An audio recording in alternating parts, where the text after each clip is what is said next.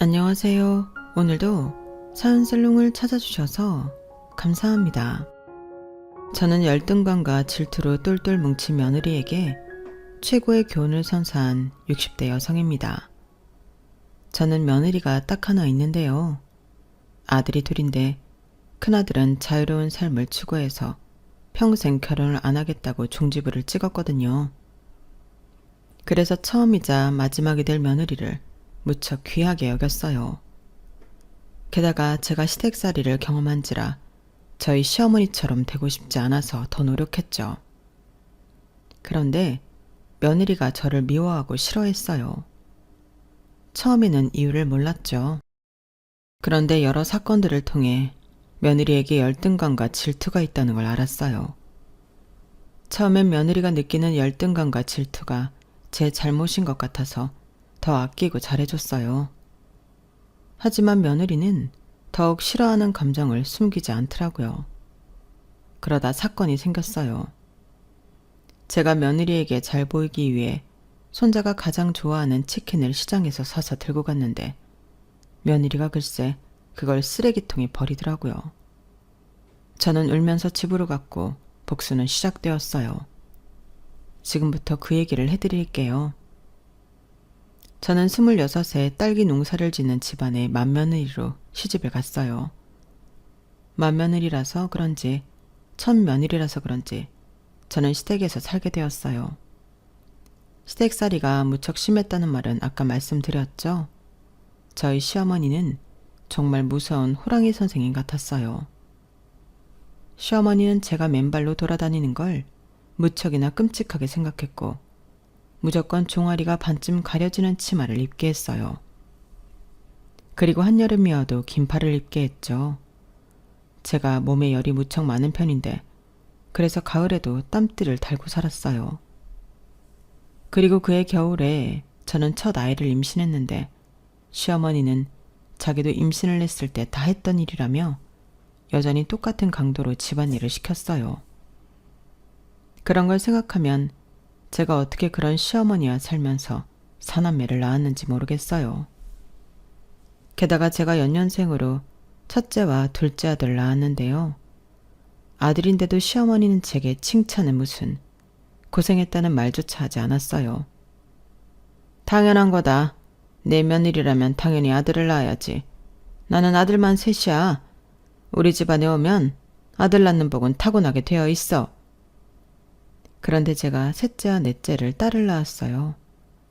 시어머니는 아이의 성별을 확인하고서 혀를 찼죠. 그러더니 친정으로 산후조리도 못 가게 했어요.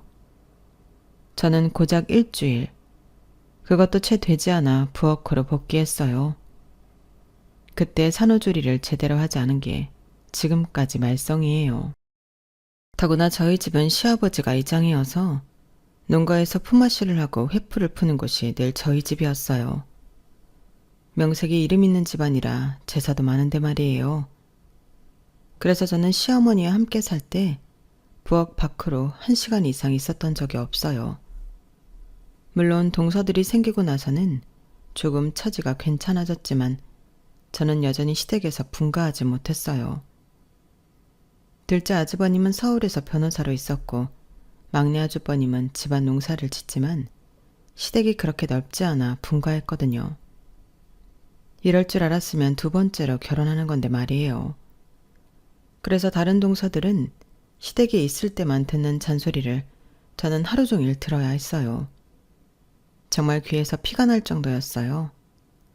하지만 그럼에도 저는 아이들 앞에서는 티를 내지 않았어요.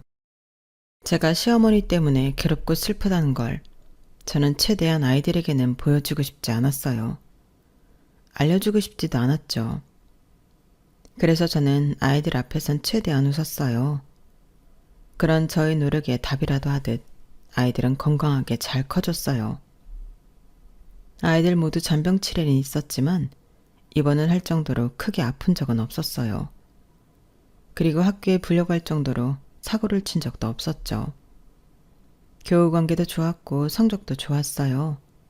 사춘기 시절에도 크게 방황하지 않았고요. 특히 첫째는 속을 썩이긴커녕 저희 부부의 자랑거리였어요. 첫째 아들은 여자애들과 비교해서도 말이 빨라 어릴 때부터 조잘조잘 말하는 것을 좋아했어요. 그래서 친구들도 많았고 매년 반장을 놓치지 않았죠. 성격도 좋아서 성적 우수상은 기본이었어요. 그래서 좋은 대학에 가 조기 졸업을 해 일찍 대기업에 취업했어요. 첫째 아들은 정말 저희 부부의 남부러울 것 없는 자식이에요. 게다가 저희 첫째 아들은 가족을 끔찍하게 생각해서 너무 오래되어 무너질 것 같은 저희 집을 자기 돈을 들여 리모델링 해주고 그것도 모자라 가전제품을 모조리 바꿔주었어요. 그리고 저희 부부는 생애 처음으로 첫째 아들 덕분에 해외여행을 갈 수 있었죠. 정말 즐거운 시간이었어요. 그렇다고 완벽한 아들이라고는 할 수 없어요. 저희 첫째는 말씀드렸다시피 결혼 생각이 전혀 없거든요. 아들, 이번에 바꿔준 휴대폰 다들 부럽다고 난리다. 정말 고마워. 그런데 얼마 전에 냉장고랑 다 바꿔줬는데 너무 무리하는 거 아니니? 아니에요. 어차피 그 돈 벌어서 저 혼자 다 못 써요. 이참에 효도도 하고 좋죠 뭐. 그러게 그거 다 벌어서 같이 쓰면 좋을 텐데. 엊그제 수철이는 여자친구랑 계곡 갔다고 하더라. 너는 이번 여름 휴가 때 어디 안 가니? 왜 안 가요? 이번 여름에 발리 갈 거예요. 어머 정말? 누구랑? 혼자 가죠. 어머니는 참, 제가 여행 갈 때 누구랑 같이 가는 거 봤어요? 엄마는 걱정되어 그러지. 어릴 땐 친구들이랑 여기저기 많이 가더니 어느 순간부터 혼자만 다니니까. 애들이랑 갈 때도 있어요. 그런데 다들 바쁘고 시간 내기 어려우니까요. 혼자 가면 누구랑 시간 조율하고 장소 정하고 그런 건 없잖아요. 혼자 하고 싶은 거 다 하고 얼마나 좋아요? 정말 결혼할 생각이 없는 거야? 아직은요. 아니다.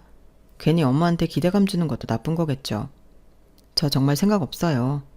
그래도 수철이 있잖아요. 큰아들의 생각은 완고했고 저는 그 이상 강요하고 싶진 않았어요. 이제 다 컸고 엄연한 성인이고 그런 와중에 이래라 저래라 하고 싶지 않더라고요. 물론 아쉽긴 아쉬웠죠. 솔직히 자식이 좋은 사람을 만나 결혼해 아이도 낳고 안정적으로 살길 바라잖아요. 그리고 저는 결혼이 진정한 어른이 되는 길이라고 생각하거든요. 솔직히 큰아들의 결심을 듣고 마음이 아프지 않았다고 하면 거짓말이죠. 게다가 저희 막내딸마저 큰오빠의 영향인지 결혼을 안 하겠다고 했어요. 결혼은 미친 짓이야. 다들 왜 그렇게 연애를 하고 결혼에 목숨을 거는지 모르겠어. 둘 다 너무 감정 낭비고 시간 낭비야. 그 두 가지만 안 해도 내가 배로 성장할 수 있다고. 안 그래요? 나는 그래서 우리 큰오빠가 연애도 안 하고 결혼도 안 하겠다는 거 이해해. 나도 그럴 거고. 아직 어린애가 무슨 말이야. 벌써부터 그렇게 편견을 가지면 안 좋아. 편견은 무슨. 엄마 정말 그렇다니까. 일주일에 일주일은 만나는 게 연애래. 내 인생이 내 인생이 되는 게 결혼이고. 난 싫어요. 나는 내 인생이 좋아. 저는 이런 이야기를 들으면 암담했어요. 때로는 저희 부부가 본보기를 잘못 보여준 걸까 싶기도 했어요. 솔직히 저희 부부가 의리는 있지만 애틋하고 사랑스럽진 않거든요. 하지만 이제 와서 다 늙어서 그럴 수도 없고 사실 저희 또래 부부들은 다 그렇잖아요. 저희 또래 부부들이 손잡고 다니면 100% 불륜이라고 그런 말이 왜 나왔겠어요. 그렇게 두 놈이 결혼을 안 하겠다고 선언한 와중에 저희 둘째 아들과 셋째 딸 얌전한 고양이가 부뚜막에 먼저 올라간다고 둘 다 혼전 임신으로 결혼을 했어요. 그리고 팔자가 도는 건지 둘째 아들이 결혼하고 다음에 셋째 딸이 결혼을 했는데요. 같은 해 같은 날에 혼전 임신 사실을 알게 된 것도 모자라 조건들이 너무 비슷했어요. 그래서 팔자가 도는구나. 팔자가 형제간에도 돌 수 있구나. 이런 생각이 절로 들었어요. 그때 둘째 아들이 여자친구의 임신 사실을 말하려고 레스토랑에서 음식을 포장해 왔어요. 저희 부부는 아무것도 모르고 맛있게 식사를 했죠. 그런데 아들이 갑자기 눈치를 보더니 여자친구가 임신을 했다는 소리를 했어요. 저희는 아들이 여자친구가 있다는 것만 알았고 누군지는 몰랐어요. 그래, 임신을 했다고? 그래서 누군데? 아, 저희 가게에서 일하는 아르바이트생인데 손도 빠르고 꼼꼼하고 성실하고 그래요. 뭐? 아르바이트생? 그럼 어리다는 이야기잖아. 얼마나 어린데? 설마? 엄마, 무슨 상상을 하는 거예요? 저 그렇게 비도덕적이지 않아요. 2살밖에 안 어려요. 내가 일찍 시작했잖아요. 그럼 25이라는 건데, 그럼 우리 수희랑 똑같잖아. 대학교를 졸업했대? 아니요, 아직 수희랑 똑같이 1년 휴학해서 아직 졸업 못했는데. 그럼 너희 도대체 생각이 있는 거니 없는 거니? 아이 낳으면 그 이후에 졸업하는 거? 당연히 불가능한 일이야. 아이를 가진 것뿐 아니라 낳아서 키우는 게 오히려 더 시간도 쏟아야 하고 에너지도 쏟아야 해. 대체 무슨 생각으로? 사랑을 무슨 생각으로 하나요? 어머니도 26세 형 낳았잖아요. 내 시대랑 너희 시대가 같니? 나 부끄러운 줄도 모르고 그런 소리를 하는구나. 그 집 부모님한테는 이야기했어? 지금 하고 있을 거예요. 저와 남편은 억장이 무너질 것 같아서 찬물을 들이켰어요. 그런데 옆에서 안절부절 못하던 셋째 딸이 기어들어가는 목소리로 말하더라고요. 엄마, 아빠 사실은...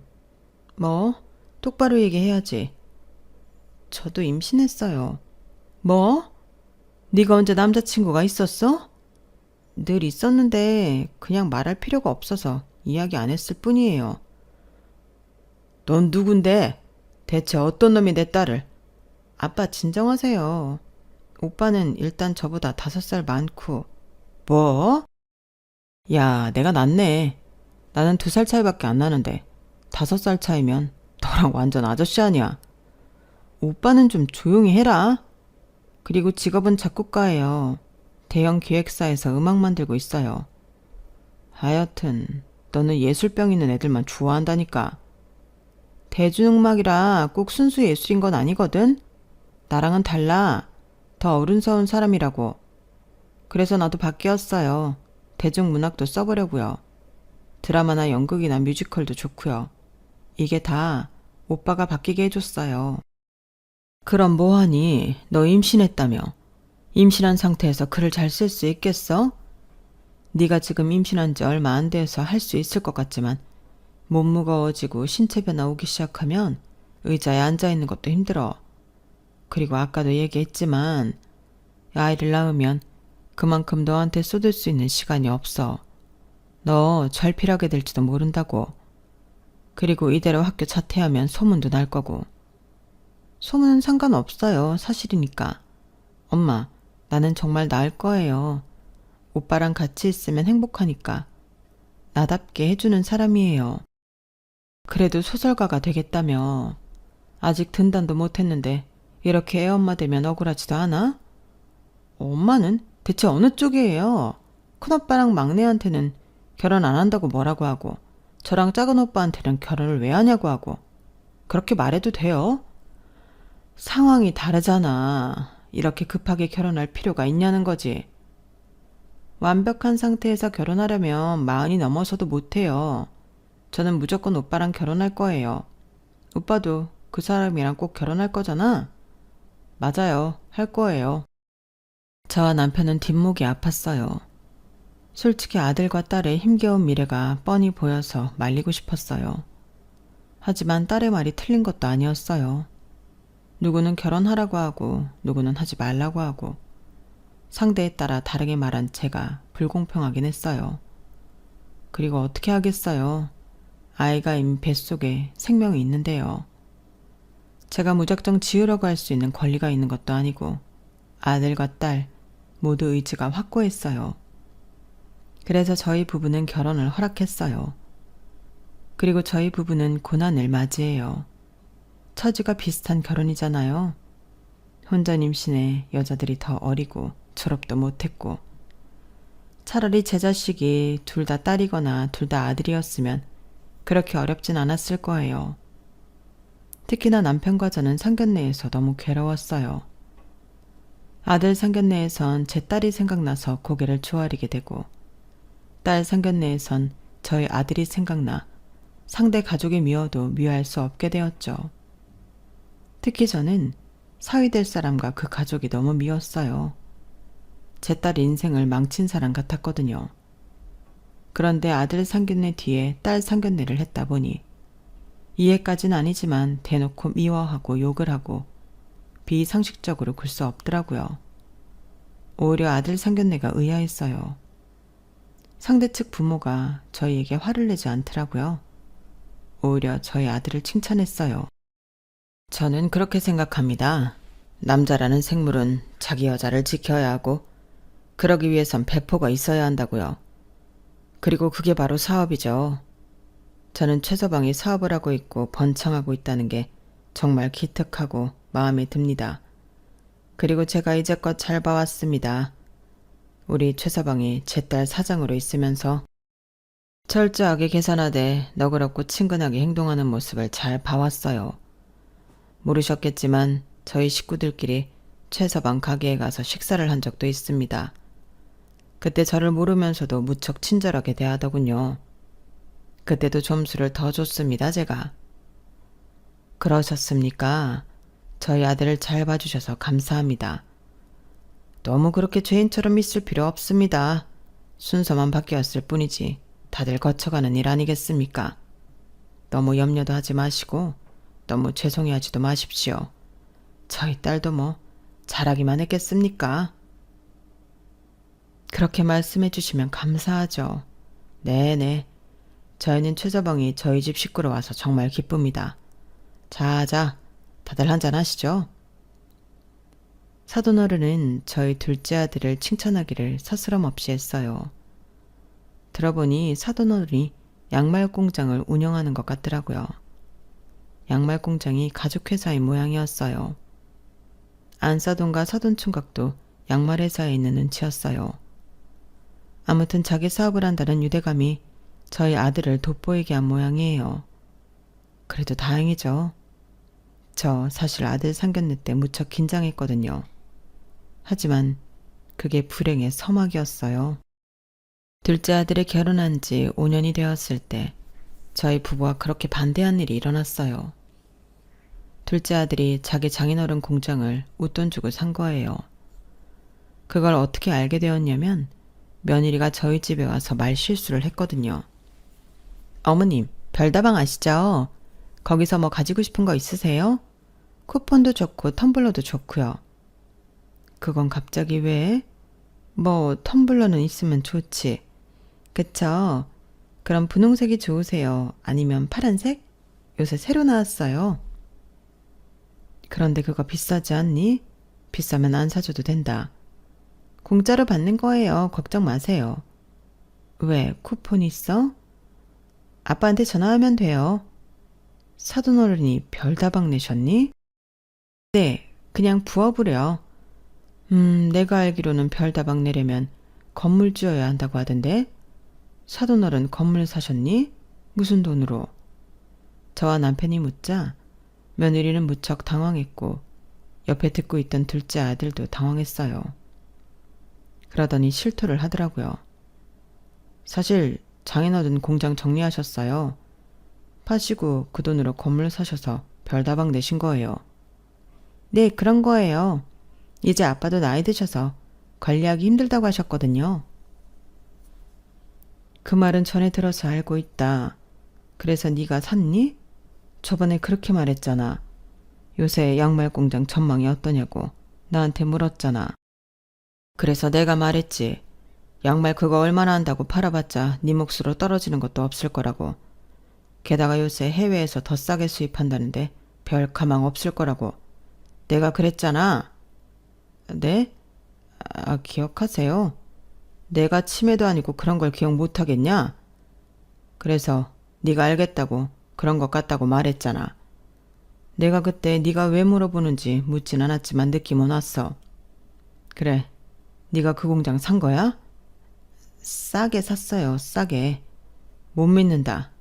네 장인어른 건물 어딘지 말해봐. 네가 순순히 말하지 않을 것 같으니 내가 좀 알아봐야겠다. 아버지, 그렇게까지 할 필요 있어요. 이미 지나간 일이에요. 그럼 이 질문엔 대답하는지 한번 보자. 그래서 그 공장을 지금도 운영하고 있냐? 네, 당연히 하고 있죠. 전망이 안 좋다고 해도 꼭 필요한 사업이잖아요. 지금 잠깐 주춤하는 것뿐이지 품질로 밀어붙이면 될 거라니까요. 지금 현 상황을 봐라. 양말 다 뒤집어 봐. 메이드 인 코리아가 어딨어? 다 메이드 인 차이나지. 그런데 그게 잠깐일 것 같냐? 지금 많은 공장들이 중국 공장이 밀리고 있어. 사람들이 품질도 보지 중요하지. 그런데 가격도 못지않게 중요하게 생각해. 너 지금 네가 사장이니까 알겠지? 너희 공장에서 양말 한 켤레에 얼마대 가냐? 솔직하게 말해봐. 말 못하지? 봐라. 그게 지금 양말 산업의 현실이다. 아무리 죽어라 품질을 높여봐라. 가격도 같이 올릴 거면서. 그럼 말짱 도루묵 아니냐? 너희 장인어른은 어떻게 자기 사위한테 망해가는 사업을 웃돈 주고 팔 생각을 하는 거냐? 널 가족으로 생각하긴 한다니? 아버지는 지금 옆에서 듣고 있는데 네 장인어른이 손 뗐으면 안사돈이랑 사돈총각은 지금 그 회사에 그대로 있어? 아니요, 다들 다른 일 하시죠. 아휴, 내가 이럴 줄 알았어. 그 사람들이 너한테 똥 싼 거야.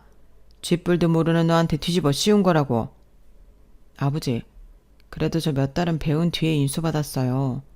어떻게 흘러가는지 그 정도는 안다고요.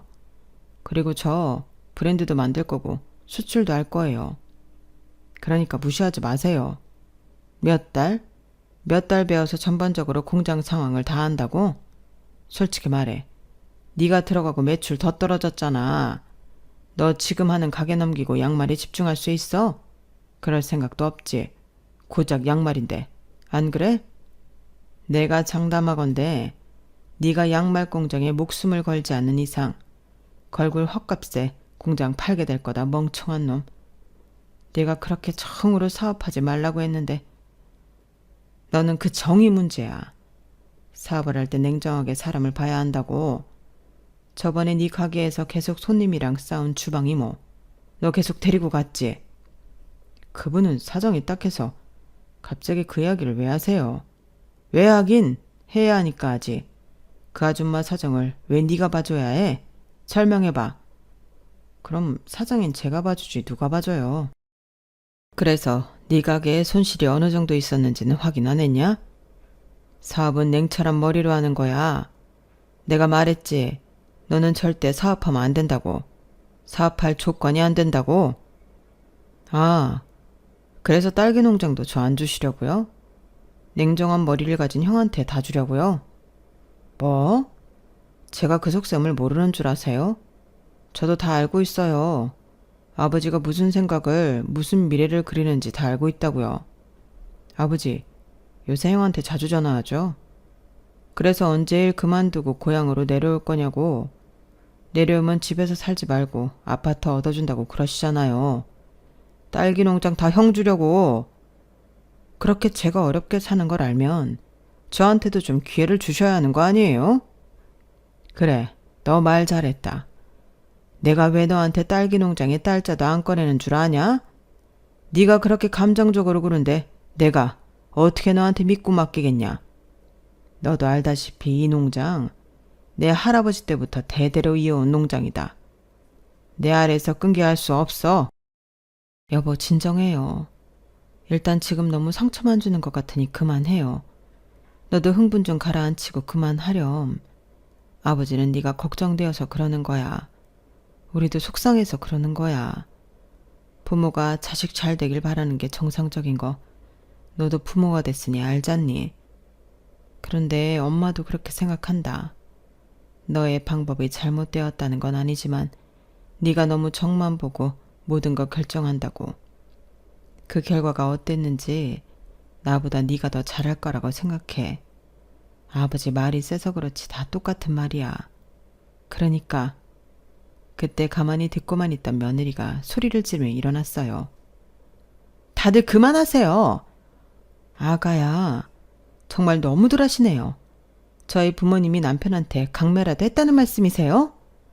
아니, 우린 그런 게 아니라 그 공장, 저희 아빠가 공장장으로 시작해 정말 열심히, 피땀 흘려서 열심히 해서 사장까지 오른 공장이에요. 그 공장을 기꺼이 남편이 살 수 있게 저희 아빠가 배려한 거라고요. 그런데 어떻게 그렇게 심한 말을 하세요? 기꺼이 배려한 거라고? 아가야, 그건 좀 아니지 않니? 그럼 정말 저희 부모님이 강매라도 했다는 말씀이세요? 그럼 이야기해봐라. 우리 아들이 얼마 주고 샀는지 여기서 네가 아는 만큼 이야기해봐. 정말 너무들 하시네요. 설마 저희 아빠가 건물주 되었다고 질투라도 하시는 거예요? 두 분 다? 그럼 아버님도 딸기 농장 팔아서 건물 사시면 되잖아요. 누가 질투를 한다는 거냐? 말 돌리는 것 보니 웃돈 주고 판 모양이지? 지금 그 말 모욕적이네요. 저희 아빠가 무슨 사기꾼도 아니고. 그러니까 말해봐라. 얼마 주고 팔았는지. 됐어요. 어머님 아버님은 처음부터 그러셨어요. 저희 부부가 제가 잘 되는 꼴을 못 보죠.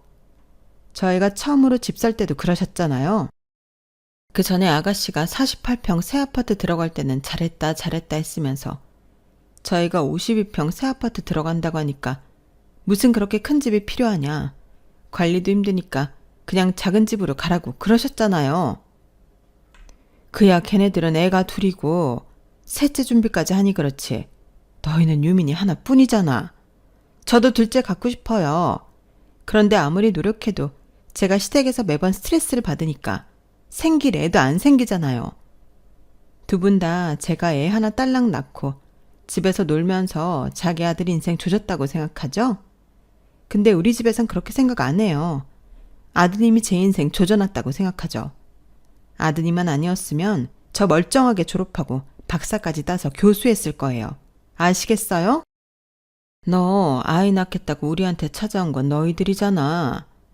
우리가 다시 생각해보라고 해도 너희들이 무조건 하겠다고 했잖아. 그래요. 저는 다시 돌아가도 우리 유민이 낳을 거예요. 대신 우리 남편이랑 시댁이랑 절연시키고 살 거예요.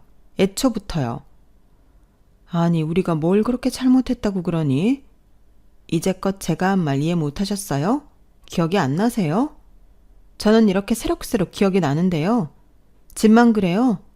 아가씨도 집에서 놀고 저도 집에서 살림하는데 아가씨한테는 직장 이야기 안 하면서 저한테는 일과할 거냐고 물어보고 제가 일을 구했으면 좋겠나 봐요. 왜요? 어머님 아들 고생시키는 거 보기 싫어서요? 그럼 아가씨한테도 그래야죠. 아가씨도 남편 돈 축내는 거 아니에요? 왜 저한테만 그러세요?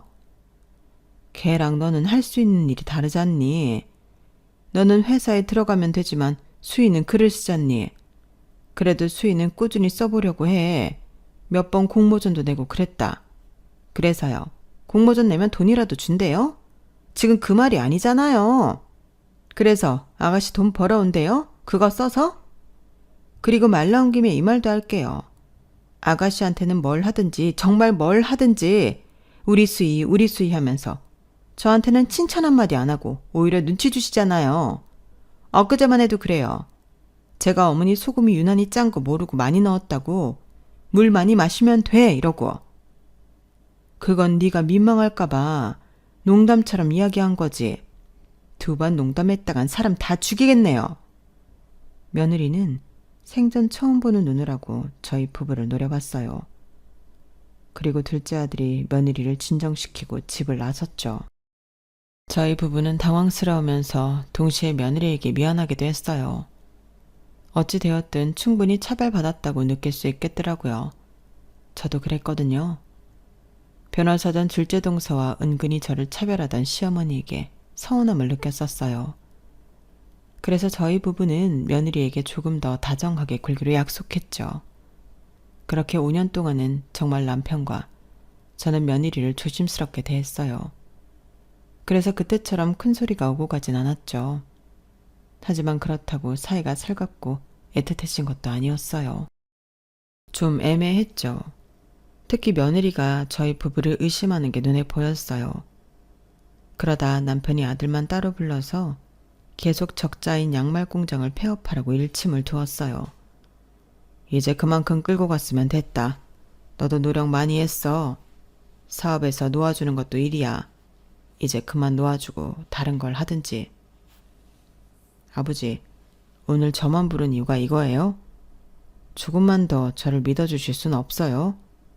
이제 막 제 브랜드 론칭하기 시작했는데 한순간이라고요. 이제 대박 나는 건 한순간이라니까요. 그래서 실적이 어떤데? 나한테 대놓고 이야기할 수 있는 정도냐?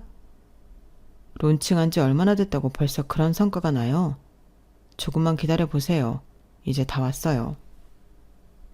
남편과 둘째 아들은 계속 실랑이를 했어요. 그러다 둘째 아들이 자리를 박차고 일어났죠. 하지만 며칠 뒤 아들은 공장을 폐업시키고 부지를 팔았어요.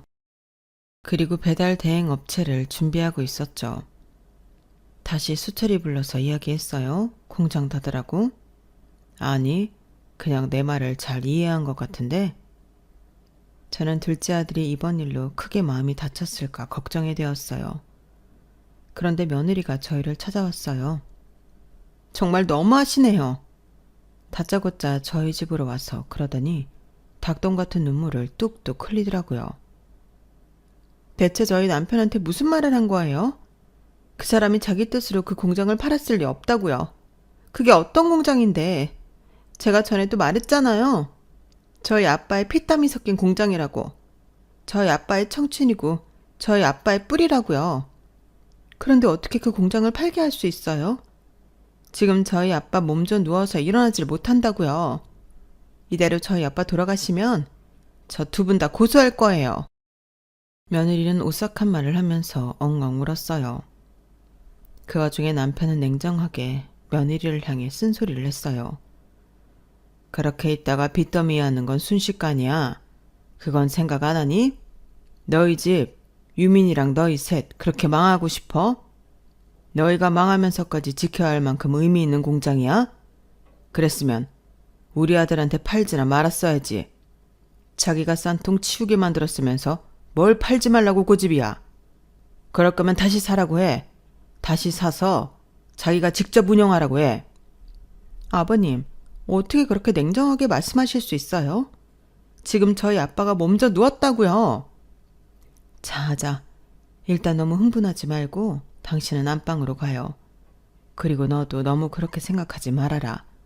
다 미래를 보고 결정한 일이니까. 사람이 너무 과거의 추억에 매여 있을 수 없지 않니? 앞으로 나아가야지. 응? 됐어요. 어머님은 늘 그런 식으로 저를 생각하시죠. 가볼게요. 더 할 말이 없네요.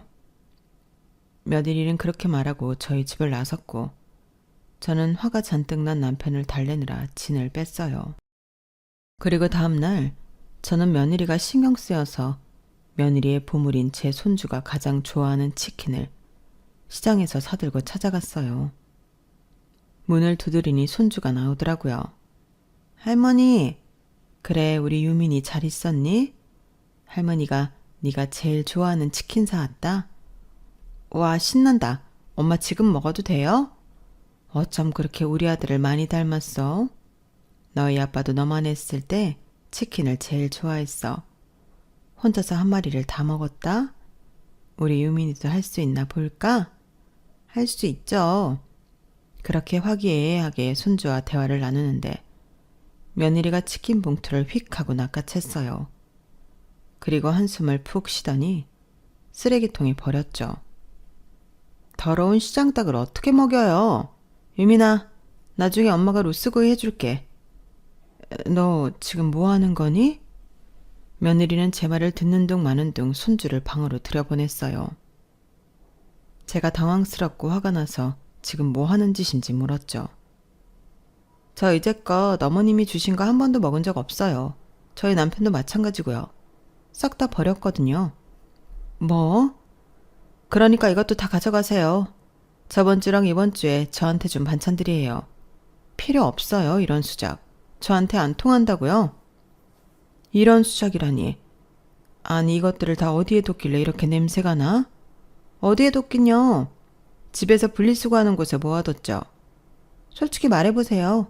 이것들을 다 아가씨 주려고 만들다 남은 것들이잖아요. 남은 것 싸주면서 우리를 저를 생각한다고 표현하고 싶었어요? 참, 어이가 없어서. 이제 저희 앞으로 시댁이랑 연 끊을 거예요. 아니 그건 대체 무슨 소리냐?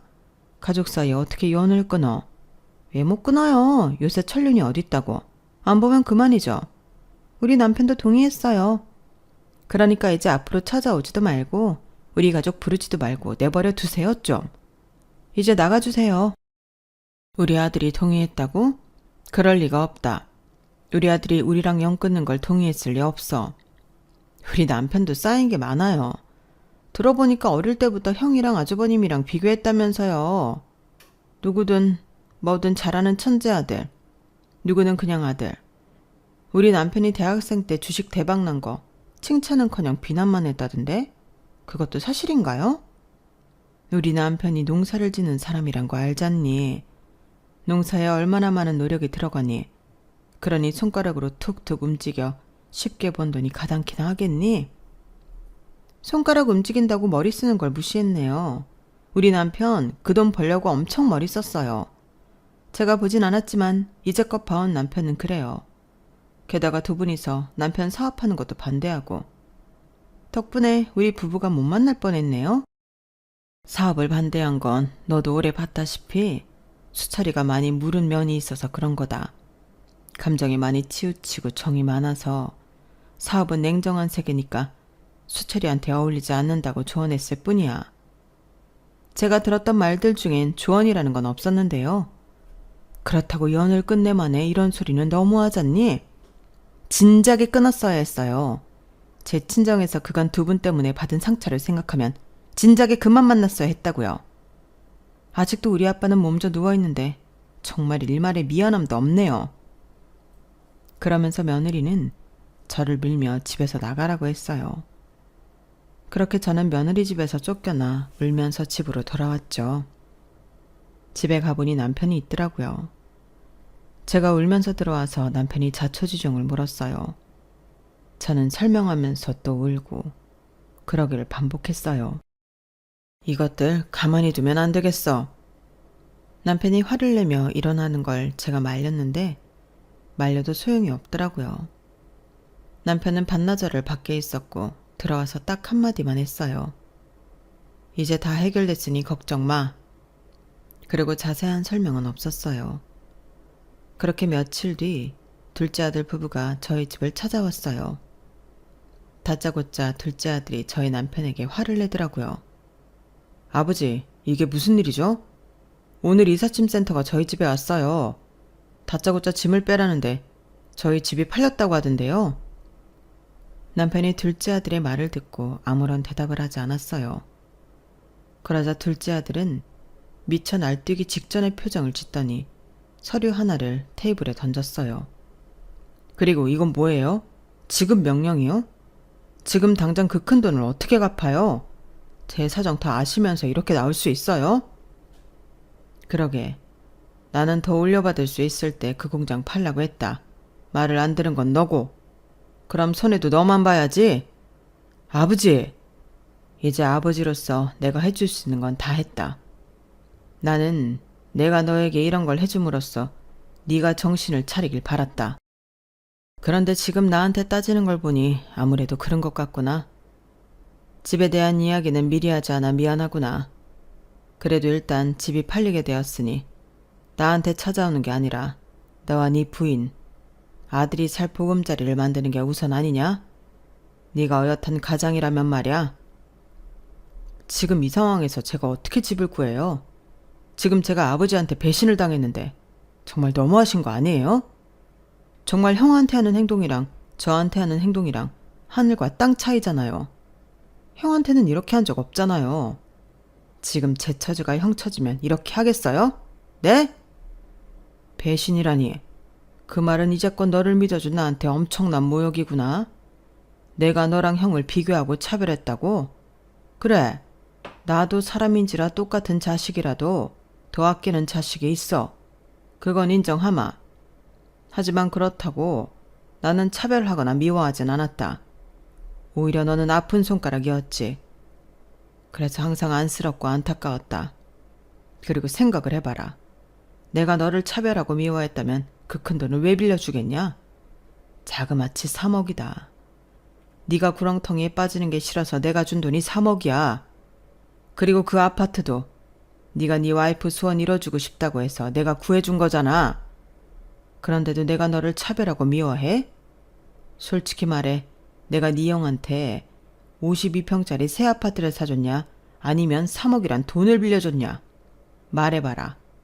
그리고 아가야, 너도 말해봐라. 네가 우리가 셋째랑 널 차별한다고 했지? 내가 셋째가 그 아파트 살 때 보태줬다고 하더냐? 그거야 저도 모르죠. 형은 딸기 농장 주실 거잖아요. 내가 피땀 흘려서 일고 내 땅이야. 내 사업이고. 너도 사업해서 알지 않냐? 당연히 냉정하게 잘할 수 있는 사람에게 맡기고 싶은 것 아니냐? 저를 못 믿으시는 거, 그게 차별이에요. 넌 아직 더 커야 된다. 그걸 차별이라고 생각하는 것부터 고쳐야 한다. 그런 걸 뭐라고 하는 줄 아냐? 열등감이라고 하는 거야. 살아가면서 열등감처럼 필요 없는 게 없어. 그리고 솔직히 말해서 내가 내 아파트 네 명의로 해줄까 물었을 때 너 아니라고 한 이유가 있지? 네? 세금 내기 싫어서 그런 거잖아. 그리고 이제껏 살면서 나한테 세금 준 적 한 번도 없고. 아니에요. 그건 정말 오해예요. 그래서 내가 3억 빌려줄 땐 혹시 몰라 차용증 쓴 거다. 그걸로 지급 명령 내렸고. 아버지, 정말 너무하시네요. 그리고 아가야, 너도 나한테 갚을 게 있지 않니? 내가 얼마인 줄은 잘 모르지만 네가 내 금고에 손을 댔더구나. 그러면서 남편은 CCTV를 캡처한 사진을 며느리에게 내밀었어요. 며느리가 그 사진을 보더니 화들짝 놀라더군요. 어머 아버님, 이건 정말 오해예요. 저 그러지 않았어요. 어머나, 정말 오해예요. 전 금고인 줄도 모르고. 몇 년 전에 이미 우리 막내한테 들켰다면서. 내가 물어보니 막내가 이야기하더구나.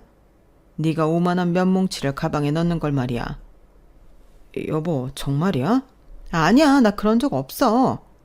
그럼 고소를 해볼까? 법 앞에서는 답이 나오겠지. 남편이 그렇게 말하니 며느리가 두 손을 싹싹 빌었어요.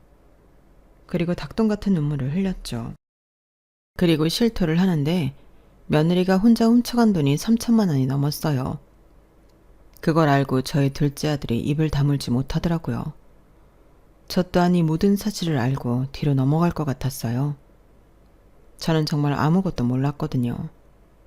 남편이 둘째 아들 부부에게 집을 사준 것도, 사업 자금을 빌려준 것도, 며느리가 금고에서 돈을 훔쳐간 것도 전혀 몰랐어요. 남편이 집에 CCTV를 달 때도 이런 상황까진 예상하지 못했어요. 저는 그저 남편이 좀도둑을 위해 예방 차원에서 설치한 줄 알았는데 그 좀도둑이 며느리였다뇨. 저는 놀란 가슴이 진정되지 않았어요. 그 와중에 냉철한 남편을 절연을 선언했죠. 저번에 네 엄마한테 우리랑 연 끊는다고 했다며? 물론 네가 직접 한 말이 아니라 며느리한테 들은 말이지만 너도 동의했다니 너한테 들은 거나 다름없다. 그래, 우리 연 끊자. 앞으로 보지 말자꾸나. 이제 할 말은 다 했으니 나가보거라. 그런데 멍하게 허공만 보던 둘째 아들이 며느리에게 재차 물었어요. 돈을 훔친 게 맞냐고요. 그러자 며느리가 더 울었어요. 그러니 둘째 아들이 남편에게 폭탄 선언을 했어요. 아버지, 제가 잘못했습니다. 죄송합니다. 피덩이인 제가 너무 잘못 생각한 것 같습니다. 너무 대바라지게 행동했어요.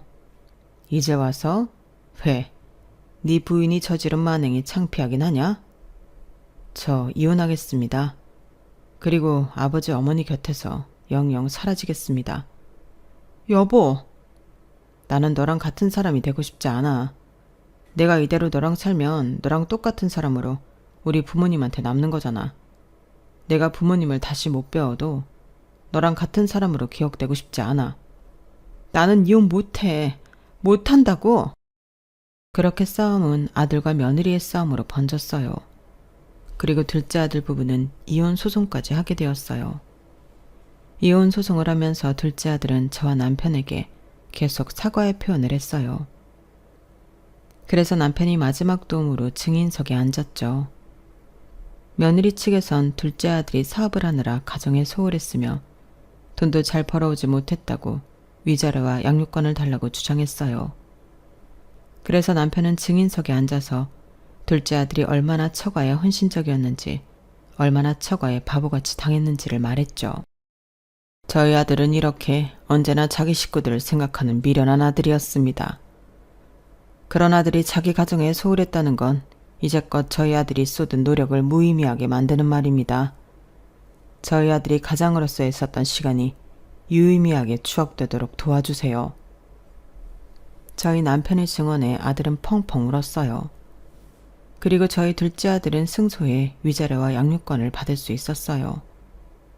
남편은 판결을 듣고 둘째 아들을 안아주며 집으로 들어오라고 했어요. 같이 아이를 키우며 더 어른이 되어보자고 말했죠. 그렇게 저희 가족은 다시 똘똘 뭉치게 되었어요. 여기까지가 제 사연입니다. 여러분들도 자식들 중에 더 예쁘고 더 못난 자식도 있나요? 부모도 사람이라 사람 마음이 더 가고 덜 가는 건 어쩔 수 없더라고요. 하지만 세상에 더 예쁜 손가락은 있어도 깨물어 안 아픈 손가락은 없잖아요. 저희 부부는 이번에 그 말을 뼈저리게 느꼈어요. 그리고 이 자리를 빌어서 제 자식들에게 말하고 싶어요. 그래도 너희들을 사랑하지 않은 적이 없다고요. 자식들도 나중에 이런 제 마음을 알아주겠죠? 여러 일들이 있었지만 더 많이 느끼고 더 큰 사람이 되기를 바라봅니다. 여러분들도 가족과 행복하시기를 바라며 오늘도 좋은 하루 되세요. 여러분, 사연 댓글에 응원과 현명한 조언 부탁드려요. 좋아요와 구독은 저에게 큰 힘이 됩니다. 오늘도 좋은 일 가득하세요.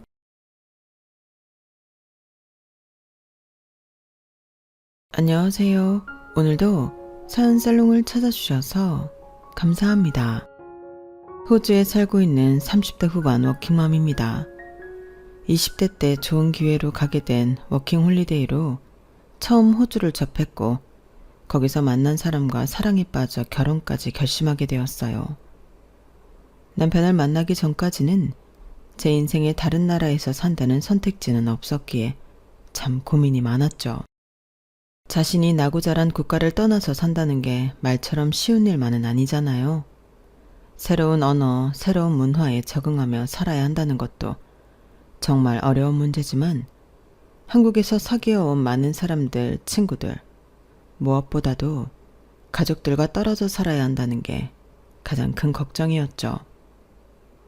그 중에서도 제일 마음에 걸렸던 건 저희 엄마였어요. 아빠께서 제가 고등학생 때 돌아가셨고 형제들이 다들 결혼하고 독립하면서 사남매 중 막내인 제가 엄마와 쭉 오래 살았거든요. 저마저 결혼해서 호주로 가버리면 엄마가 너무 외로워하실 것 같았어요. 물론 언니 오빠들이 있었지만 각자 사는 게 바쁘다 보니 엄마를 자주 챙겨드리지 못했거든요. 한국에 있어도 그런데 호주에 가면 엄마를 더 못 챙겨드릴 것 같아 걱정이었죠. 하지만 엄마께서는 이런 제 고민을 단호하게 쳐내셨어요. 그런 생각하지 마라.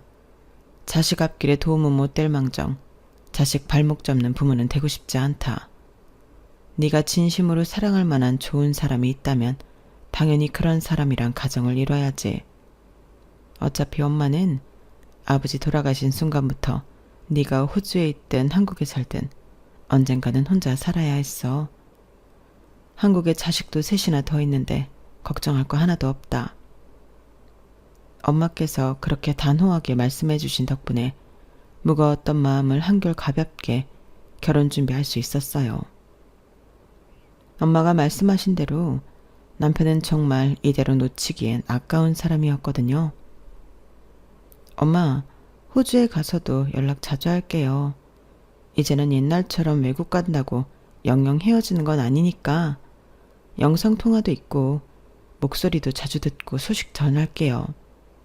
내 걱정은 그만하래도 나는 네가 좋은 사람을 만난 것만 해도 충분하다. 이렇게 인연을 만나는 것도 쉽지 않은데 항상 서로 소중히 하고 의지하면서 잘 살면 엄만 그것만으로도 행복해. 장모님, 걱정 마세요. 제가 정말 잘할게요. 그렇게 사랑하는 사람을 따라 무작정 떠난 호주는 생각처럼 만만치 않았어요. 함께 살 집을 구하고 파트타임으로 일도 구하고 이민 절차를 천천히 밟으면서 워킹 홀리데이로 머무를 때와는 전혀 달라진 환경에 적응하느라 정신이 없었어요. 그러다 보니 한국을 떠나기 전에 엄마께 약속드린 것처럼 엄마를 챙겨드리기는 현실적으로 힘들더라고요. 하지만 그때는 발등에 떨어진 불끄기에도 바쁜 하루하루라 엄마도 이해해 주시겠지 정도로만 생각하고 넘어갔던 것 같아요. 이민 초반에는 외로움과 그리움에 자주 하던 통화도 여기서 사람들을 사귀고 교류하기 시작하니 시차 때문에 점점 소홀하게 되었죠. 그러다 하루는 엄마한테 전화가 왔어요. 한국으로 치면 밤 늦었을 시간이라 깜짝 놀랐죠. 전화가 걸려온 시간도 그렇고 그동안 주로 제가 먼저 전화를 했지 엄마가 먼저 전화를 준 건 처음이었거든요. 엄마, 잘 지내시죠? 먼저 연락을 드렸어야 됐는데 나야 그럭저럭 지내지. 너야말로 잘 지내고 있냐? 네, 일도 적응했고 이제 영어 쓰는 것도 불편하지 않아요. 사람들도 많이 사귀어서 전처럼 외롭지도 않고요. 엄마는요? 엄마가 어떻게 지내는지 궁금한데 늙은이가 어떻게 살긴 그냥 좀 심심해도 견디면서 사는 거지. 근데 이 밤중에 웬일이에요? 원래 일찍 주무시잖아. 무슨 일 난 줄 알고 놀랐어요. 무슨 일은 무슨. 그냥 오랜만에 네 목소리 듣고 싶어서 전화했다. 한국에도 자식이 셋이나 있지만 그 셋 다 합쳐도 나랑 제일 오래 산 우리 막내딸만 못해. 왜요? 언니랑 오빠들이 엄마 안 챙겨요? 내가 전화해서 잔소리 좀 할까? 됐어. 다들 사는 게 바빠서 그런데 나 적적하자고 그렇게 투정 부리면 쓰나. 그냥 네 생각나서 전화했어. 한국에 한번 가야 하는데 가족들 어떻게 지내는지도 보고 여름에 휴가 받으면 남편한테 말해서 같이 갈게요. 그래? 그럼 나야 너무 좋지. 아휴, 여름까지 또 어떻게 기다리니. 조금만 기다려봐요. 시간 금방 가. 나도 여기서 돈 좀 벌었으니까 들어가서 맛있는 거 많이 사드릴게. 비행기 잡으면 또 연락할게요. 건강하게 지내고 계세요. 진짜 별일은 없는 거지? 별일 없다니까. 내가 괜히 전화해서는 걱정되게 했나 보네. 아니야. 내가 한번 전화할 때가 됐는데 못해서 그런 거지. 그래도 엄마한테 먼저 전화 오니까 좋긴 하네. 그래, 기다릴 테니까 꼭 휴가 받으면 연락 줘. 그때만 해도 단순히 제가 보고 싶으셨나 보다 하고 넘어갔어요. 평소에 안 하시던 행동이라 뭔가 이상하다 싶긴 했어도 부모가 자식 보고 싶어 전화했다는데 이상하게 생각할 건덕지 같은 건 없었죠. 그러고는 그 일을 잊고 지냈어요. 남편과 여름 휴가 일정을 조율하고 날짜가 딱 맞아떨어져 일주일 정도 긴 휴가를 보낼 수 있게 됐어요. 그동안 열심히 벌어 모아놓은 돈도 있어 한국 가는데 큰 부담이 없었죠. 휴가가 확정되자마자 기쁜 마음에 엄마께 전화를 드렸어요. 웬일이니? 웬일이긴 엄마. 나 7월 말에 휴가 일주일 정도 받았어. 한국에 다녀올 수 있을 것 같아. 한국? 너 지금 한국 아니니? 어? 엄마, 나 민선이야, 민선이. 막내. 언니랑 헷갈렸어? 그래, 민선이. 너 지금 어딘데? 어? 나 호주지. 엄마 왜 그래, 무섭게. 아, 막내. 그치, 호주지. 아유, 엄마가 윤선이랑 헷갈렸다. 미안. 둘이 목소리가 비슷하네. 근데 바쁘지 않아? 휴가라니까. 이번 여름에 휴가 받으면 엄마 보러 가기로 했잖아요. 순간 전화기 너머로 짧은 정적이 흘렀어요.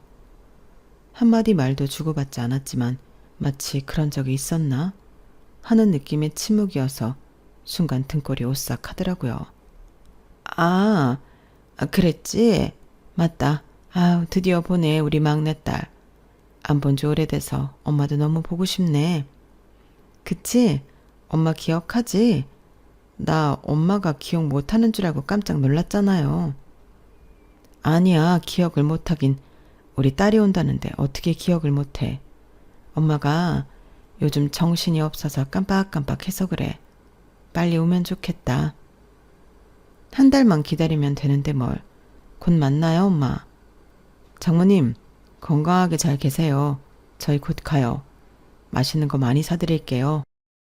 전화를 끊고 뭔가 알 수 없는 기분이 들더라고요. 옆에서 엄마와 전화를 듣고 있던 남편 역시 저랑 같은 생각이었어요. 여보, 엄마 좀 이상하지 않아? 나이 드셔서 깜빡하는 거야 원래 흔한 거라지만 이 정도는 아니셨는데. 그러게. 게다가 장모님 기억력 좋은 편이셨잖아. 이 정도로 기억 못하실 분은 아닌데. 그리고 휴가 얘기는 통화한 지 2주밖에 안 되지 않았어? 너무 걱정되는데. 지금 호주에 있으니 뭘 어쩔 수도 없고. 당신 형제들한테 부탁해봐. 한국에 형제가 셋이나 있는데 뭐가 걱정이야. 가족이 이럴 때 좋은 거지. 그렇긴 한데 언니 오빠들은 몰랐나? 어떻게 외국에 있는 나보다 몰라. 같은 땅 산다고 자주 들여다보는 건 아니니까 한번 이야기해보는 건 어때? 알겠어. 남편은 좋게 말해줬지만 솔직히 제 머리로는 이해가 되지 않았어요. 아무리 같은 나라 산다고 해도 사는 동네가 다르고 지역이 다르니 그렇게 자주 못 본다는 건 알아도 어떻게 고작 가끔 주고받는 전화가 전부인 저보다 엄마의 변화를 눈치채지 못할 수 있는지요. 그래, 형제들이 모를 수도 있다 치자 생각하다가도 그건 아닌 것 같다는 생각에 혹시 외국에 있는 내가 괜히 걱정할까봐 일부러 이야기 안 했나? 라는 생각으로 합리화하며 첫째 오빠한테 전화를 걸었어요. 오빠, 엄마 자주 찾아뵙고 있어? 응? 명절이나 어버이날에는 찾아뵙지. 그럴 때만 봐? 야, 그럼 내가 어떻게 틈틈이 가니? 나도 서울에 있고 애들도 있는데. 왜? 너 나한테 설마 왜 효도 안 하냐고 잔소리하려고 전화한 거야? 아니, 그런 게 아니라 어제 엄마랑 통화했는데 엄마가 좀 이상한 것 같아. 연세가 들긴 했어도 또래분들에 비해 엄청 기억력도 좋고 총명하셨잖아. 그런데 2주 전에 나랑 나눈 통화를 기억을 못해. 그래? 근데 뭐 그럴 수도 있는 거 아니야? 그래도 어떻게 딸이 한국에 들어온다는 걸 기억을 못하셔. 자주 뵙는 것도 아니고 외국에 있는 딸이 온다는데 그리고 그때 엄청 좋아하셨단 말이야. 야, 너 너무 자의식 과잉 아니냐? 네가 그래봤자 자식 4명 중에 하나인데 당연히 기억 안 날 수도 있지. 엄마 원래 그래. 내가 간다 해도 셋째랑 착각하고 그러던데. 네가 외국에 오래 있어서 몰랐을 뿐이지 원래 종종 그러셨어. 그냥 나이 들어서 깜빡깜빡 하시는 것뿐이야. 네가 떨어져 있으니까 예민하게 반응하는 거지. 순간 엄마께서 저랑 둘째 언니를 헷갈려 했던 게 머릿속을 스치더라고요. 큰오빠랑 전화를 끊었어도 정말 괜찮은 걸까 하는 생각은 멈추지 않아서 둘째 언니랑도 통화를 했어요. 그나마 같은 딸이니 제 마음을 이해해 줄까 싶었거든요. 하지만 언니도 말이 안 통하기는 마찬가지였어요. 별것도 아닌 걸로 호들갑이야. 엄마도 여기 생활이 있는데 잠깐 까먹을 수도 있지 뭐. 너만 자식이니? 자식이 한둘 있는 것도 아니고. 솔직히 외국 나간 자식 뭐 그렇게 관심 있겠어? 일부러 상처를 주려고 하는 듯한 말에 정말 크게 실망했어요. 아무도 엄마의 상태에 대해 귀 기울여주지 않으니 그냥 직접 나서는 수밖에 없었죠. 그렇게 매일 한국에 가는 날만 기다렸어요. 엄마와 둘이 살던 집에 도착했을 땐 왠지 눈물이 날 것 같더라고요. 저랑 살 때랑은 다르게 집안의 물건도 텅텅 비어있고 집에 먹을 것도 별로 없었어요. 아, 엄마, 밥은 잘 챙겨 드시는 거예요? 집이 왜 이렇게 휑해? 엄마 잘 먹고 있어. 걱정 말어. 이서방도 힘들었을 텐데 여기 와서 함께 과일이라도 깎아 먹게. 엄마께서는 우리가 온다고 수박을 사놓으셨다면서 냉장고로 가셨어요. 아우, 장모님, 제가 들어드릴게요. 무겁지 않으세요? 남편이 부랴부랴 일어나 수박을 들어드리려는데 엄마께서 갑자기 놀란 표정을 지으시더라고요. 자넨 누군가? 낯이 있기는 한데. 네? 장모님, 저예요. 저 못 알아보시겠어요? 아까까지 이서방이라고. 순간 거실은 정막에 휩싸였어요. 늘 마음속 한구석에 박혀있던 불안감이 현실이 되는 순간이었죠. 엄마, 우리 엄마 어쩌다 이렇게 기억력이 안 좋아졌어. 엄마 기억 누구보다 잘하는 사람이었잖아. 저도 모르게 울음이 터졌고 엄마를 붙잡고 한참을 울었어요. 정신을 차린 후엔 남편과 함께 엄마를 모시고 병원에 갔어요. 검사 결과가 나오기 전까진 형제들에게 따로 말하지 않았어요. 휴가 뒤로 무급 휴가까지 더 써서 결과를 기다렸는데 기다린 결과는 역시나였어요. 중증 치매라고 하더군요. 보통은 이 정도 되기 전에 병원 와서 진단받으시는데 늦게 아셨나 봐요. 네, 제가 외국에 살아서요. 이상하다는 듯 바라보는 의사의 눈빛이 참 견디기가 힘들더라고요. 그날 당장 형제들을 불러다 이야기했고 형제들은 생각보다는 덤덤했어요. 뭐 그러실 연세가 되긴 했지. 나도 요새 이상하다곤 생각했는데 진짜일 줄이야. 아, 그렇게 정정하시던 분이 어떻게 치매까지 걸리셨대? 우리 엄마 젊은 시절엔 아주 호랑이 같았는데 이제 이빨 빠진 호랑이가 다 되셨네. 지금 그런 게 문제가 아니라 얼른 병원 알아봐야지. 집에 방문할 요양사도 필요하고 엄마를 이대로 혼자 둘 순 없잖아. 그래, 우리가 천천히 알아볼 테니까 너는 신경 쓰지 말고 엄마 잘 모시다가 돌아가. 우린 자식 아니니? 유난 떤다는 듯한 반응이 좀 충격적이더라고요. 그런 뜨뜻미지근한 반응을 보면서 도저히 언니 오빠들을 믿고 엄마를 내버려두기가 힘들었어요. 치매 전문으로 후기가 좋은 병원을 알아봤고 요양사도 다정해 보이는 분으로 면접을 마쳤죠. 한국을 떠나기 전 그래도 장남이랍시고 엄마의 예쁨을 잔뜩 받았던 큰오빠에게 재차 부탁했어요. 오빠, 내가 병원 주소지랑 후기랑 다 보내놨어.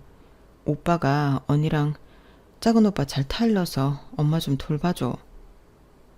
솔직히 마음 같아서는 셋 중 누구 집에 들어가서 사셨으면 싶었지만 아무도 우리 집에 모시겠다고 나서는 사람이 없는 마당에 외국에 사는 제가 왈가왈부하기가 어려워 그렇게라도 부탁했어요. 너도 참 걱정 말라니까. 구구절절 애같아 부탁한 저와는 다르게 큰오빠의 대답은 간단하기만 했죠. 호주로 돌아가는데 정말 발걸음이 그렇게 무거울 수가 없더라고요. 돌아와서는 매일 엄마에게 전화를 했어요. 오늘은 어떻게 보내셨는지, 뭘 드셨는지, 요양사분은 잘해주시는지, 병원은 꾸준히 다니고 계신지 등등 유선으로나마 꾸준히 체크했죠. 엄마는 다행히 걱정했던 것보다는 병원에 잘 다니고 계셨고 상태도 호전되어 전보다는 기억을 잘 하시는 것 같았어요.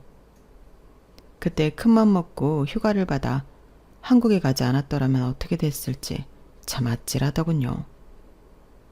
그렇게 엄마 상태가 나아지고 있어 안심하고 있을 때쯤 제 인생에 큰 변화가 생겼어요. 남편과 제 사이에 아이가 생겼거든요. 엄마, 저 임신했어요. 엄마 막내 손주 생기겠네. 건강하게 낳아서 아기도 꼭 보여주러 갈게. 그러니까 건강하게 잘 계세요. 아, 우리 막내가 언제 커서 아이까지 생겼어. 얼른 보고 싶네. 꼭 데리고 와. 임신했을 때까지만 해도 엄마랑 연락을 자주 했지만 막상 아이를 낳고 나니 엄마와 연락을 하기가 점점 힘들어지더라고요. 타지에서 혼자 육아를 하다 보니 하루하루가 전쟁이었고 아이가 잠들면 저도 기절하듯 따라 잠들다 보니 안부를 물을 시간적 여유도 마음의 여유도 없었어요. 가끔 시간을 내서 연락을 해도 늘 지쳐있는 상태라 예전처럼 미주알 고주알 오랫동안 이야기를 나누기도 힘들어요. 아이가 어른이 자주 아프기도 하고 병원 다녀오고 아이 간호하다 보면 하루 이틀은 훌쩍 지나가 있더라고요. 엄마, 옛날처럼 자주 연락 못해서 미안해요. 아이 키우는 게 보통 일이 아니네. 나는 하나만 낳고 키워도 이렇게 힘든데 엄마는 우리 넷이나 어떻게 낳고 키웠어. 내가 요즘 자주 연락은 못해도 아이 볼 때마다 엄마 생각이 엄청 나요. 나 키워줘서 고마워, 엄마. 엄마가 나한테 해준 만큼 잘해주지 못해서 미안해요. 미안하긴 멀리 있어도 너만큼 나 챙기는 자식이 있는걸. 나도 늘 너한테는 미안하게 생각하고 있어. 나중에 내가 어떻게 되더라도 내가 무조건 네 몫은 서운하지 않게 남겨놓을 거다. 아, 무슨 말을 그렇게 해요. 어떻게 되긴 뭘 어떻게 돼. 엄마, 내가 우리 리아 데리고 갈 때까지는 건강하게 계셔야 돼. 그래야 막내 손녀딸 한번 안아보지. 그래, 노력해보마. 마치 마지막처럼 말씀하시는 엄마 때문에 괜히 기분이 이상해져 저도 모르게 눈물이 났어요. 그날 전화를 끊고 나서도 여운이 남아 쉽게 마음이 추스러지지 않더라고요. 아이 눈만 마주쳐도 엄마 목소리가 떠올라 울컥하더라고요. 그런데 그날 그렇게 이상한 기분이 들었던 게 제 촉이 맞았는지 그날 이후로 엄마가 연락이 잘 안 되시더라고요. 처음엔 엄마가 피곤해서 일찍 주무시나 보다 했는데 그 다음날, 그 다다음날도 안 받으셨어요. 뭔가 이상하다 싶어 시간대를 이리저리 바꾸어 전화를 해봐도 연락이 되질 않았어요. 뭔가 불안한 생각이 스칠 때쯤 생전 연락 한 톡 없던 큰오빠에게서 연락이 왔어요. 이번 명절에 가족들 모였는데 엄마 상태가 많이 안 좋아져서 요양병원에 아예 입원을 시켜드리려고 해. 뭐라고? 요양병원? 그 정도로 상태가 안 좋아? 예전보다 말투도 어눌해지시고 며느리도 못 알아보시더라고. 그래도 입원하면 엄마가 많이 답답해 하실 텐데 얼마 전까지만 해도 나랑 전화는 멀쩡하게 하셨단 말이야. 어차피 혼자 계시느니 병원 가서 같이 환자들이랑 대화도 하고 돌봄받으면서 지내시는 게 낫지. 정말 다른 방법은 없는 거야? 돌아가면서 모실 생각은 없어? 야, 너 진짜 웃긴다. 너는 외국 나가 살면서 이런 일에는 쏙 빠지면서 그런 말은 쉽게 잘도 안 해? 그렇게 모시고 살고 싶으면 네가 한국 들어와서 모시고 살아. 그게 말처럼 쉬운 줄 알아? 다들 자기 자식 키우기도 벅차고 맨정신이어도 시어머니 장모 모시고 살기 힘든데 며느리랑 사위들은 그걸 반기겠어? 니네 남편은 괜찮대? 혹시나 해서 떠보듯 물어본 건데 아주 난리를 치니 말문이 막혔어요. 참 시사하다 싶어 화가 나면서도 상황이 성이니 그냥 이해해야겠다 생각했죠. 아, 됐어, 알겠어. 그럼 다른 병원 말고 진료받던 병원에 입원하셨으면 좋겠어. 거기만큼 괜찮은 곳이 없으니까.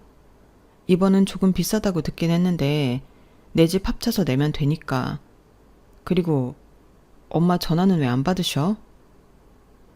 사실은 일주일 전에 벌써 입원 절차 밟았어. 핸드폰은 따로 필요 없을 것 같아서 우리가 받아놨어. 뭐라고? 그럼 나는 엄마랑 어떻게 연락하라고? 병원으로 연락하면 돼? 따로 연락할 필요 없어. 우리가 엄마 뵈러 갈 때 돌아가면서 전화할 테니까 그때 받아. 큰오빠는 그렇게 납득이 되지 않는 통보만 한 채 전화를 끊었어요. 속에서 화가 부글부글 끓었지만 외국에 있는 처지라 어찌할 수가 없어 답답하더라고요. 그렇다고 마냥 손 놓고 있을 수만은 없어 엄마가 다니시던 병원에 전화를 걸어 환자 정보를 물었더니 들려온 대답은 절망적이었어요. 그 환자분은 저희 병원에서 진료받으신 지 벌써 오래되셨는데요. 마지막 진료 기록이 작년 말이에요. 입원 기록도 없고요. 정말 눈앞이 깜깜해지는 기분이었어요.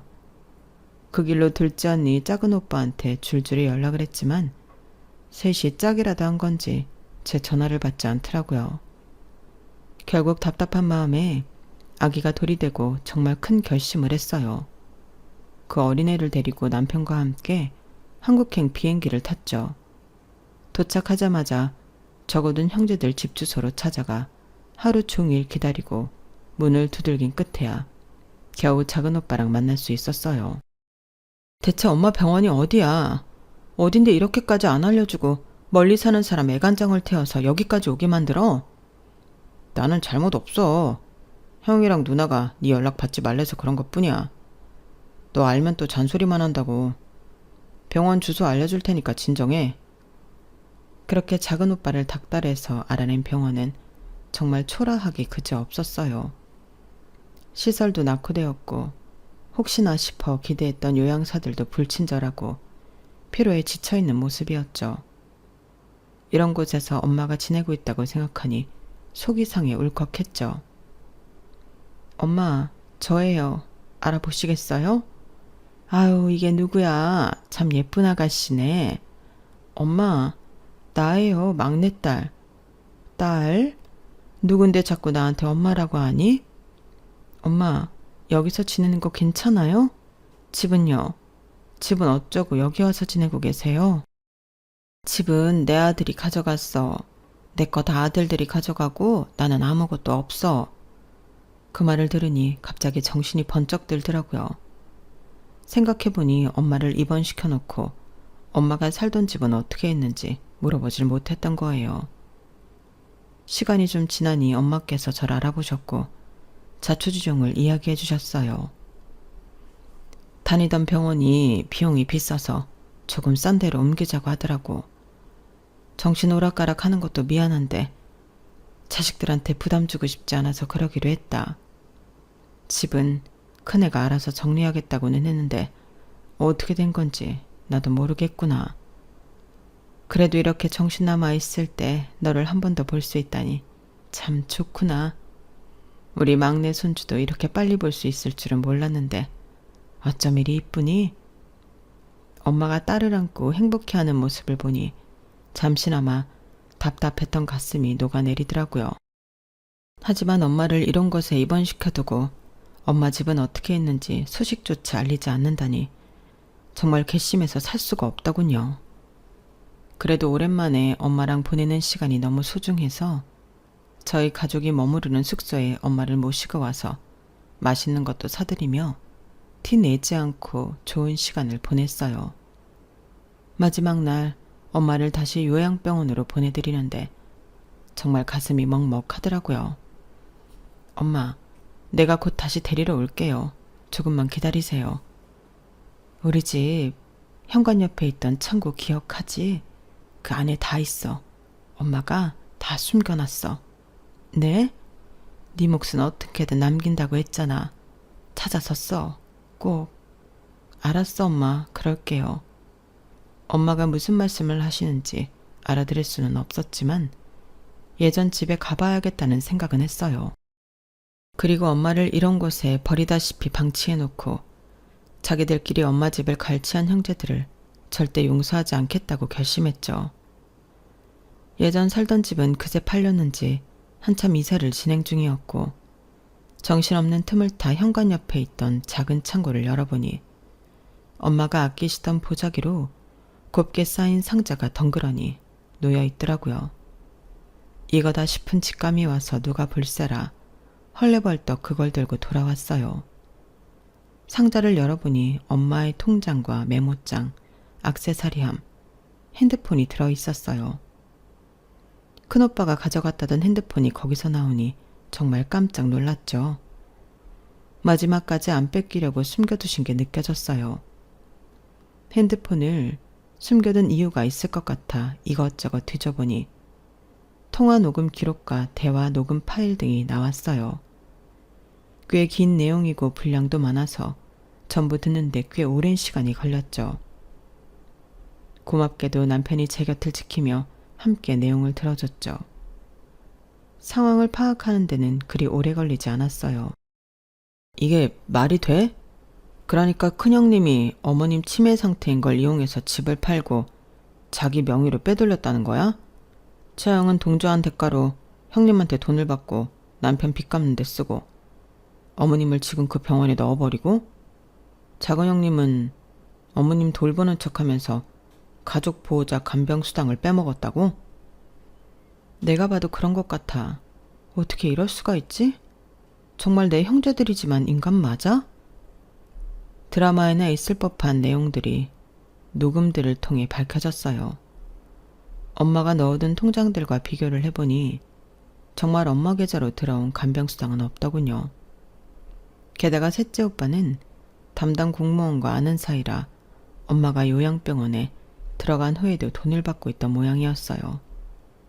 엄마가 정신이 오락가락한다고 생각한 작은 오빠가 방심하고 담당 공무원과 전화를 하는 내용이 엄마의 핸드폰에 고스란히 담겨 있었고 큰오빠와 언니가 작당 모의를 하는 내용도 엄마의 핸드폰에 또렷하게 녹음되어 있었어요.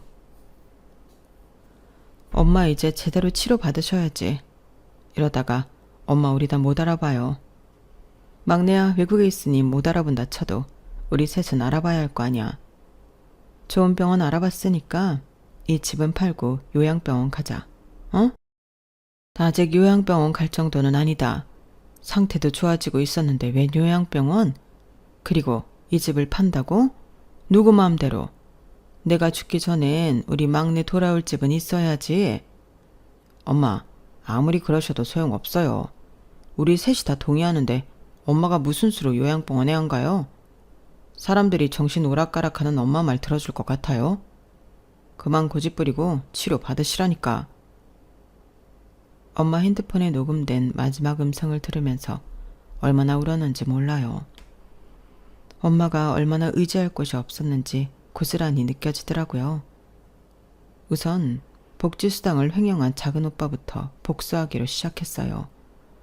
이건 기록도 남아있고 담당 공무원과 전화 내용도 녹음되어 있으니 확실히 걸 수 있을 것 같았거든요. 먼저 셋째 오빠와 접점이 있을 만한 담당 공무원을 찾는 것에 집중했어요. 찾아보니 그쪽 부서에 오빠와 중고등학교 동창이 동갑인 공무원이 있더라고요.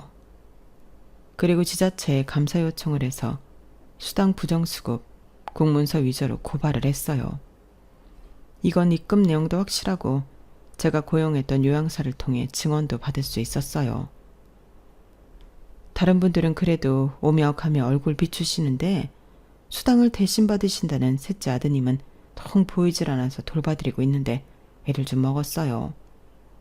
저한테 그만 나와도 된다고 한 것도 셋째 아드님이셨고요. 이렇게 확실한 증거들을 모아 제출했어요. 셋째 오빠가 저렇게 수당을 불법 가치하고 있었다는 사실을 깨닫고 나니 첫째 오빠랑 둘째 언니도 의심이 가더군요. 집은 내가 알아서 정리할 테니까 너는 신경 쓰지 마. 장남이라는 이유로 엄마의 동의도 없이 재산 정리를 주도하던 큰오빠도 과연 정말 투명하게 재산을 정리했을지 의문이더라고요. 그래서 등기부 등본을 떼서 집 매매 계약 날짜를 확인해 병원 진료 기록과 대조해보니 보호자 말에 의존적이며 날짜, 사람, 장소, 혼동 있음, 중요한 결정 시 단독 판단 어려움 이라고 적혀 있더라고요. 이 진단서로 계약서 서명 당시 엄마는 법적 판단 능력이 없었다는 증거를 확보할 수 있었죠.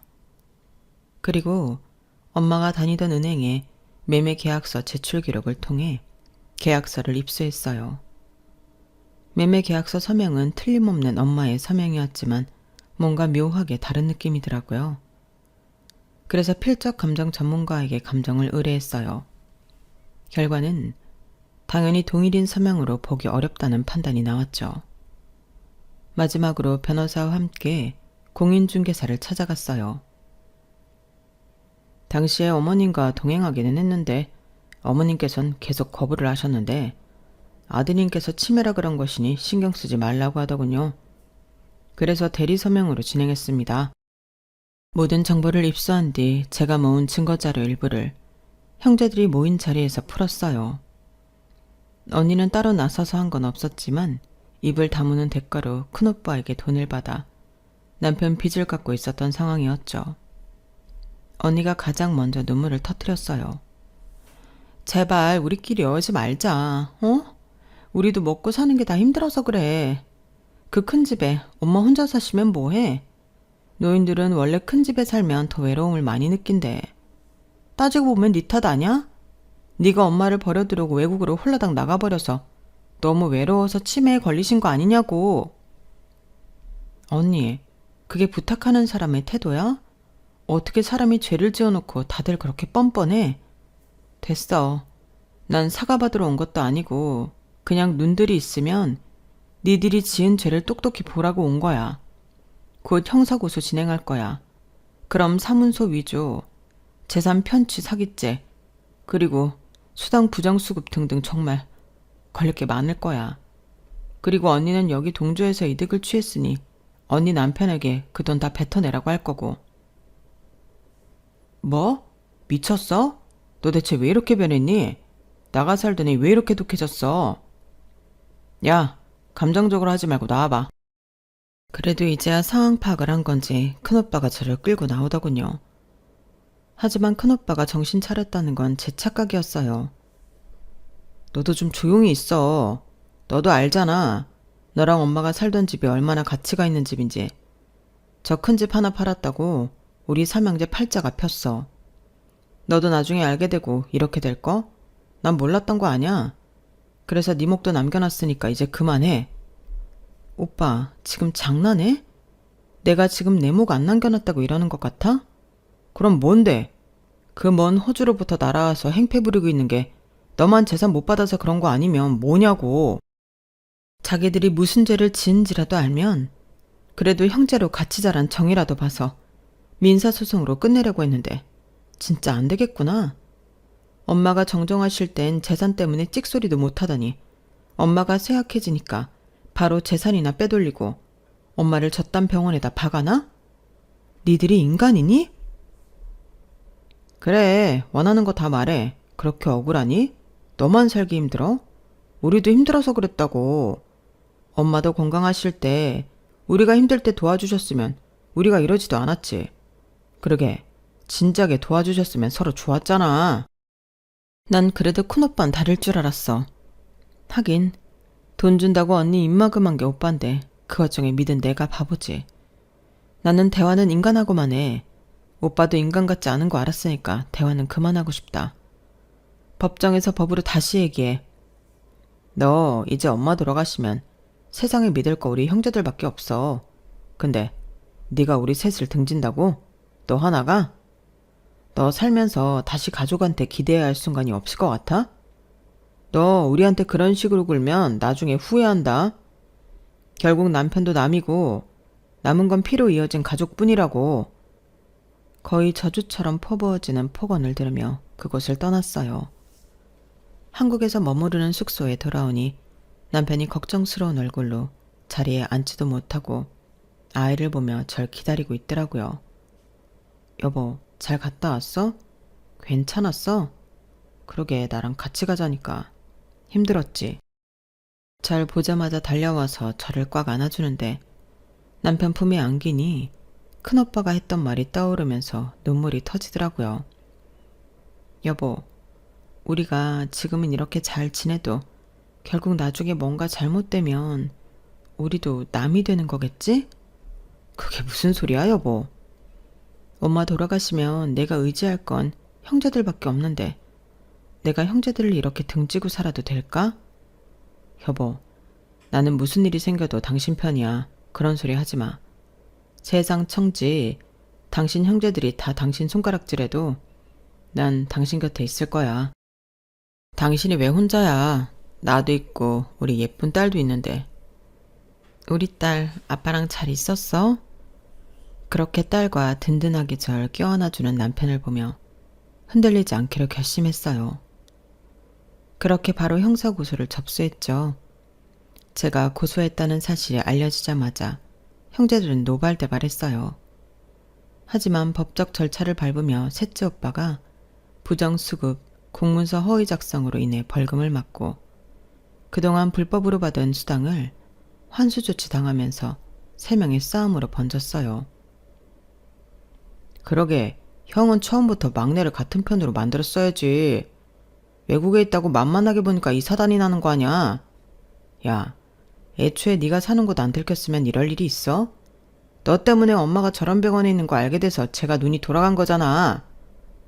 싸우는 꼴이 아주 가관이더군요. 하지만 제 복수는 거기서 끝나지 않았죠. 첫째 오빠 역시 사문서 위조죄로 걸렸고 집을 매매하는 과정에서 다운 계약서를 작성한 사실까지 걸렸어요. 증여세를 탈세하려는 시도까지 포착이 된 거였죠. 큰오빠는 집값의 절반을 미신고한 죄로 추징금 2억 원에 징역형 집행유예를 받았어요. 부동산 거래는 민사소송을 통해 일부 재산 환수 판결을 받았죠. 둘째 언니는 일로 남편과 싸우다 이혼 위기까지 놓이게 됐죠. 형제들이 차례차례 벌을 받는 동안 저는 엄마를 더 쾌적한 요양병원에 입원시켜드렸어요. 엄마께서는 제 손을 꼭 잡아주며 말씀하셨어요. 내가 어떻게든 내 목숨 꼭 남긴다고 했지? 그때 네가 발견한 통장 속 돈이랑 폐물함은 전부 네가 갖거라. 엄마, 그걸 제가 어떻게 받아요? 지금 엄마 재산 마음대로 팔아제낀 언니 오빠들 벌 주고 있는데 이 돈 받으면 저도 벌 받아요. 벌이 아니라 상이야, 상. 그 집은 내가 어떻게든 죽기 전까지 팔고 싶지 않았던 집인데 팔았으니 그런 거고 이 돈은 옛날부터 너 주려고 따로 모은 돈이다. 넌 어릴 때부터 오빠들이나 언니에 비해 욕심도 없고 착했잖니. 그런 네가 딱 하나 나한테 미안해하면서도 욕심냈던 게 네 남편이야. 이번에 오래 머무르면서 지켜보니 정말 좋은 사람을 만난 것 같다구나. 먼 타지에 살고 있으니 네가 사는 모습 들여다보지도 못해 늘 걱정이었는데 엄마는 이제 안심해도 되겠어. 제 손을 꾹 잡고 계시던 엄마의 소나기에서 이상하게 점점 힘이 풀리셨어요. 그때 직감했어요. 엄마께 시간이 별로 안 남았다는 걸요. 눈물을 흘리며 요양사분들을 불러 급하게 병원에 갔지만 이미 숨을 거두신 후였어요. 미워 죽겠어도 형제니 엄마 장례는 치러야 해서 다시 형제들을 만났고 서로 죽이지 못해 안달난 눈빛으로 겨우 장례를 치렀어요. 장례 마지막 날 변호사가 와서 유언장을 읽어주더군요. 내 남은 예금과 유동자산 전부 그리고 내가 남긴 기금 속 보험금, 기타 권리 일체를 막내 감미인선에게 단독 상속하길 바란다. 이 결정은 다른 자식을 벌 주기 위함이 아니라 마지막 끝까지 날 챙겨준 사람에게 마음을 남기고 싶을 뿐이다. 그때 저의 형제들의 눈빛이 흔들리더군요. 민선아, 언니가 정말 미안했어, 그동안. 언니 이제 남편이랑 이혼하고 빈털털이 된 거 알지? 언니 좀 도와주라. 민선아, 오빠가 엄마 있는 병원 알려줬잖아. 그래도 오빠가 제일 사람답지 않니? 오빠는 집 팔고 돈 받지도 않았어. 기껏해야 얼마 나오지도 않는 그 수당 좀 챙긴 거야. 우리 막내들끼리 뭉쳐야지. 안 그러냐? 그 와중에도 큰오빠만큼은 자존심 세워가며 절 쳐다도 보지 않고 자리를 뜨더군요. 미안하지만 우리 형제의 연은 끊은 걸로 아는데 나한테 그렇게 고소까지 당하고 인생 나락까지 갔으면서도 나한테 빌고 싶어? 나한테 이러지 말고 저기 저 든든한 장남한테 기대. 그 말을 마지막으로 저는 홀가분한 마음으로 떠났어요. 다시는 이 지긋지긋한 형제들과 부딪힐 일 없고 사랑하는 제 진짜 가족들이 기다리는 호주로요. 제 이야기는 여기까지입니다. 가족이라는 게 정확히 무엇인지 여러분들은 이런 일 겪지 마시고 사랑하는 가족들과 항상 행복하셨으면 좋겠습니다. 여러분, 사연 댓글에 응원과 현명한 조언 부탁드려요. 좋아요와 구독은 저에게 큰 힘이 됩니다. 오늘도 좋은 일 가득하세요.